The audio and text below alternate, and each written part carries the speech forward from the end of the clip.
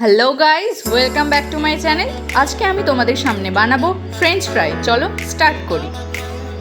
নিয়ে নিয়েছি দুটো বড় সাইজের আলু, এটাকে ছিলে নেব। ছেলা হয়ে গেছে, এবার আমি এটাকে ফ্রেঞ্চ ফ্রাই সাইজের কাট করে নেব। তো দেখো, এইভাবে আমি লম্বা লম্বা করে কেটে নিয়েছি। এবার এটাকে সেদ্ধ করে নেব। এখানে আমি একটা কড়াই বসিয়ে নিয়েছি। এবার এতে দেবো জল এবং আলুটাকে সেদ্ধ করব। জল দিয়ে দিলাম। দেখো, জলটা গরম হয়ে গেছে এবং এটাতে আমি 1 স্পুন লবণ দিয়ে দিয়েছি।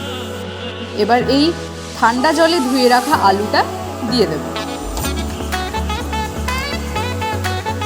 আলুটা সেদ্ধ হবে। দেখো, আলুটা সেদ্ধ প্রায় হয়ে এসছে। এবার আমি এটাকে তুলে নেব। আলুটা তুলে নিয়েছি। এবার এতে ঠান্ডা জল দেব। এবার জলটা থেকে আলুগুলোকে বেছেই টাওয়ালটার ওপর হালকা হালকা শুকিয়ে নেব।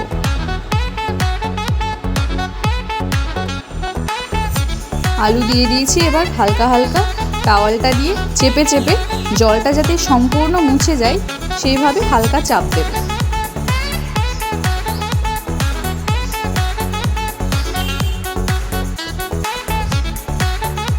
জলটা পুরোটা মুছে গেছে, তোমরা দেখতেই পাচ্ছ।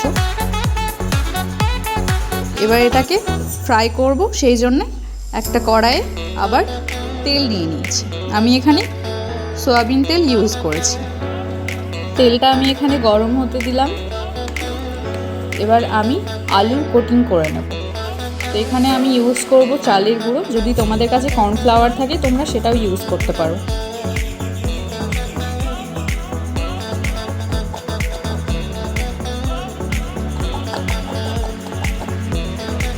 আমি আলুটাকে কোটিং করে নিয়েছি। এবার আমি এটাকে ফ্রাই করব।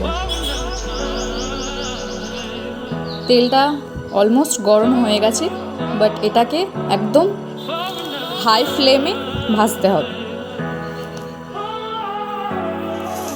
এক এক করে আমি আলুটা ছেড়ে দিচ্ছি। তোমরা দেখতেই পাচ্ছ তেলটা আমার কত গরম হয়ে গেছে। এবার আমি অল্প অল্প করে 3 বারে আলুটাকে ভেজে নেব।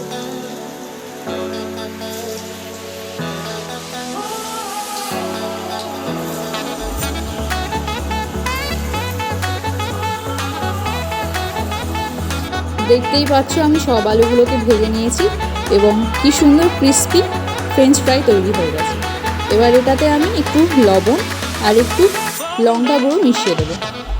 এতে টেস্টটা ভালো আসবে। তো তোমাদের কাছে যদি ব্ল্যাক পেপার পাউডার থাকে সেটাও ইউজ করতে পারো।